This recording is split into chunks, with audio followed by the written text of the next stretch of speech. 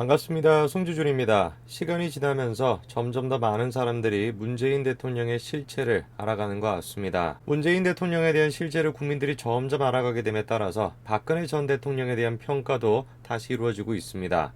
내가 그때 생각했던 박근혜 전 대통령이 그렇게 나쁜 대통령이 아니었구나. 참으로 내가 그 당시에 진실이 무엇인지를 몰랐구나. 지식인이 됐건 학생들이 됐건 수많은 국민들이 이런 내용들을 지금 얘기하고 있습니다. 우리가 한번 질문해 봐야 될 것 같습니다. 박근혜 전 대통령은 도대체 왜 탄핵이 됐던 것일까요? 여러 가지 이유들이 있을 겁니다. 당시 이제 김무성 의원이 됐건 또 유승민 의원이 됐건 이런 사람들이 국회의원의 어떤 권한을 높이겠다라고 헌법을 바꾸려고 했던 시도, 그거와도 첨예하게 이것이 연결되어 있는 것이고, 그리고 문재인 대통령이 됐건 더불어민주당이 됐건 말도 안 되는 그런 소문들을 퍼뜨리고 그런 식의 소문들을 또 언론사들이 받아서 확장시키고 이 모든 것들이 종합이 돼가지고 박근혜 전 대통령이 탄핵이 됐었죠. 박근혜 전 대통령에 대한 평가를 뛰어넘어가지고 적어도 대한민국이 법치주의 국가라고 한다면, 자유민주주의 국가라고 한다면 박근혜 전 대통령은 어떤 기준에 보더라도 탄핵이 돼서는 안 됐었습니다. 저는 박근혜 전 대통령에 대한 재평가가 이루어지고 있는 지금 시점에 다시 한번 생각해 봤습니다. 도대체 어떻게 그 모든 것들이 가능할 수 있었을까? 어떻게 유승민이 됐건 김무성이 됐건 그리고 또 더불어민주당이 됐건 그리고 언론이 됐건 이 모든 것들이 어떻게 해서 가능했던 것일까? 가장 그것이 가능했던 기본적인 배경에는 국민들의 무관심이 있었던 거 아니겠습니까? 대한민국 국민들은 정치에 무관심합니다. 때로 어떤 사람들은 정치에 무관심하다라는 걸 자신의 순수함의 지표로 내세우는 사람이 있을 정도로 수많은 지금 대한민국 국민들은 정치에 무관심합니다. 현실적으로 바라봐야 되는 것은 무엇인지, 그리고 이상으로 그냥 남겨놔야 되는 것은 무엇인지, 그 둘 사이를 구분하는 것조차도 귀찮다, 먹고 사는데 지금 바쁘다라고 하는 핑계로 그냥 무시하고 있습니다. 그 결과로 박근혜 전 대통령이 탄핵이 된 것이고, 그 결과로 문재인 대통령이 만들어진 것입니다. 박근혜 전 대통령의 탄핵의 가장 근본적인 원인은 바로 거기에 있는 것이에요. 국민들의 무관심. 영상을 보시는 대부분의 분들도 마찬가지 아니었습니까? 총선에서 우리가 졌다라 그래서 정치 이제 관심 없다, 이런 거 내가 신경 쓸 게 뭐가 있냐, 그냥 내가 먹고 사는 것만 잘하면 되는 것이지, 얼마나 많은 분들이 그렇게 생각했습니까? 바로 그런 식의 무관심, 그 무관심 때문에 박근혜 전 대통령이 탄핵이 됐던 것이고 문재인이라고 하는 사람이 대통령이 된 것입니다. 문재인 대통령은 그렇게 대통령이 됐습니다. 그리고 문재인 대통령은 누구보다도 이런 식의 국민적인 무관심을 잘 활용할 줄 아는 사람이었습니다.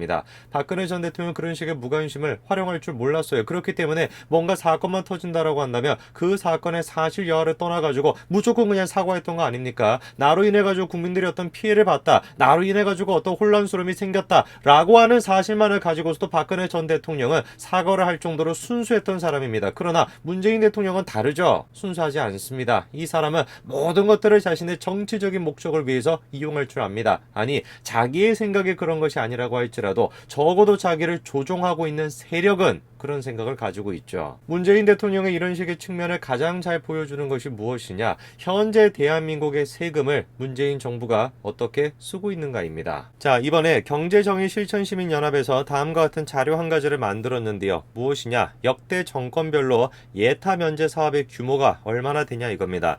놀랍게도 문재인 정부 같은 경우는 88조 1000억 가까이가 되고요. 여기에는 신공항 10조에 플러스 알파까지 제외가 돼 있어서 사실상 문재인 정부의 예타 면제 사업의 규모는 100조 가까이가 된다, 이렇게 보셔야 됩니다. 예타 면제 사업이라는 것은 무엇이냐면 예비 타당성 조사, 이거를 받지 않도록 면제를 시켜주는 것, 그거를 얘기하는 것입니다.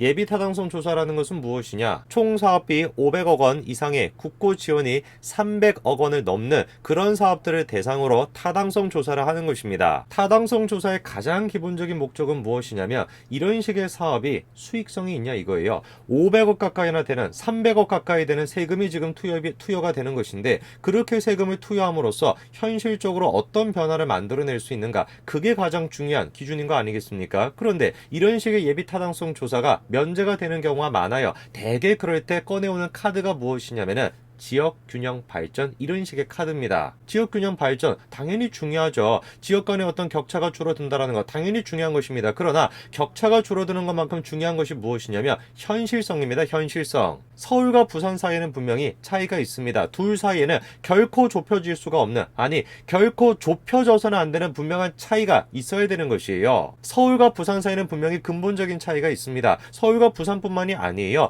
지방과 서울 둘 사이에도 근본적인 차이가 있어야 되는 것입니다. 그런데 그런 식의 차이를 갖다가 애매모호한 말인 지역균형 발전 이런 말을 갖다가 끌고 와가지고 무슨 현실을 무시해버리고 차이를 없애자 이런 식으로 나가게 된다면 어떻게 되겠습니까? 현실에서 문제가 발생할 수밖에 없는 것이에요. 그렇게 이상과 현실을 구분하지 못한 결과가 바로 뭡니까? 광화문 광장에다가 모내기를 하고 있고 그런 식의 모습 아니겠습니까? 대개 이런 식으로 현실을 인정하지 않고 이상만을 추구하는 사람들, 그리고 현실을 따져야 될 때 현실을 따지는 것을 갖다가 야 너는 어떻게 그렇게 사람이 야박하냐, 어떻게 사람이 그런 식으로 감정이 메말라 있냐, 이런 식으로 공격하는 사람들, 그 사람들의 내면에는 뭐가 있냐? 정치적인 야욕이 있습니다. 자기가 가지고 있는 어떤 이기심, 자기가 지금 추구하고 있는 정치적인 목적, 그런 것들을 감추기 위해 가지고 더 추상적이고 더 아름다운 것 같고 더 선한 것 같은 지역균형 발전 이런 식의 슬로건을 꺼내와서 자신의 이익을 감추고자 하는 것이죠. 그 대표적인 경우가 바로 뭐였습니까? 남부 내륙고속철도, 이게 이제 대표적인 사례 아니었습니까? 이미 이 사업 같은 경우는 2017년도에 부적격 판정을 받았습니다. 그러나 지역 간 불균형 해소라고 하는 명분으로 예타를 면제해 줬죠. 과연 저거를 지금 예타 면제를 해줬던 이유가 지역 간의 불균형을 해소하겠다, 그게 진짜 목적이었을까요? 저는 그렇게 생각하지 않습니다.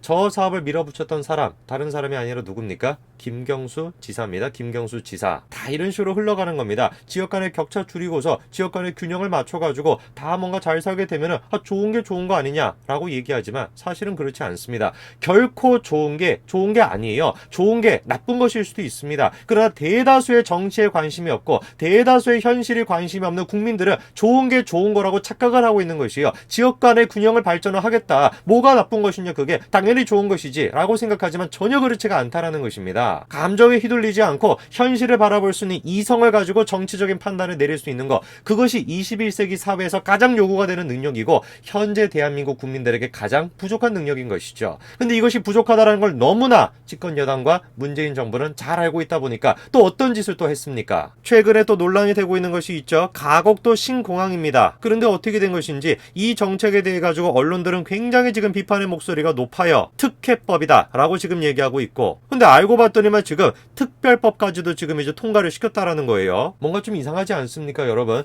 특별법이라고 하는 것은 어떤 경우에 우리가 만들어야 되는 거겠습니까? 지금 신공항을 건설하는 것처럼 경제적으로 이것이 얼마나 수익이 될까 안 될까 그런 거를 따지는 사업을 특별법으로 밀어붙인다라는 거, 그게 여러분들 이해가 되십니까? 아니죠. 공항을 건설한다 이런 것들은 입찰을 통해 가지고 치열한 어떤 경쟁을 붙여가지고 누가 가장 적은 금액으로 가장 효율을 낼 수가 있는가를 따져야 되는 것이지 특별법으로 밀어붙여야 되는 사업이 아니에요. 근데 저거를 특별법으로 밀어붙였대요. 왜 그렇겠습니까? 이유가 다 있는 것입니다. 첫 번째로 지금 나와 있는 게 뭡니까? 공항 부지 선정 작업을 생략을 시키겠다라는 거예요. 특별법에 지금 뭐라고 명시가 돼 있다라는 겁니까? 동남권 신공항은 안전성, 확장성, 접근성 등을 모두 갖춘 가덕도가 가장 적합한 곳이라고 할 수 있다, 이렇게 지금 적혀 있다라는 겁니다. 그거를 자기들이 어떻게 합니까? 그거를 도대체 어떻게 법을 통해 가지고 결정할 수 있는 것입니까? 이 사업이 들어가게 가장 좋은 부지를 결정하는데 어떻게 우리가 법을 통해 가지고 정할 수가 있겠습니까? 현실적으로, 경제적으로,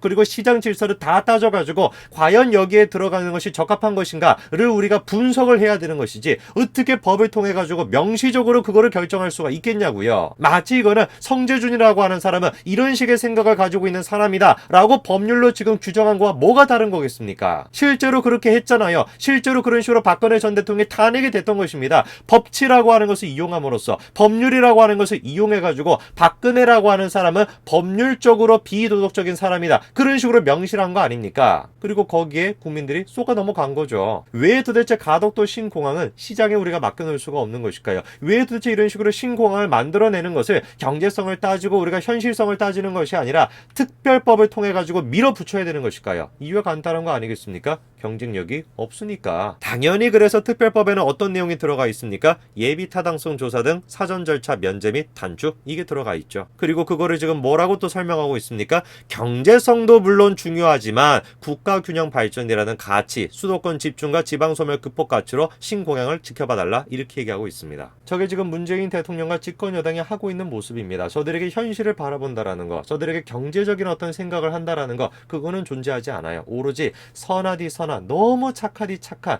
그런 개념을 끌고 와가지고 자신의 어떤 정치적인 목적, 자신의 어떤 이기심, 그런 것들은 거기에다 다 숨겨가지고 그런 어떤 선하디 선한 것으로 밀어붙이는 거, 그게 지금 문재인 정부와 집권 여당의 정치 방식입니다. 참으로 비극적인 것은 대한민국 국민들이 그거를 분간해낼 수 있는 능력이 없다라는 것이에요. 그렇게 우리는 박근혜 전 대통령을 탄핵했던 것이고, 그렇게 현재 지금 이 순간에도 문재인 대통령에 대한 지지율이 높게 나오는 것입니다. 사탕을 한 개를 받다가 10개를 받고 100개를 받고 1000개를 받게 되면은 그 순간순간마다 자신의 몸은 파괴가 되고 있지만, 그럼에도 불구하고 행복하다라고 느끼고 있는 그 어린아이처럼 현재 대한민국 국민들의 모습이 딱 그런 모습이 아닐까 싶습니다.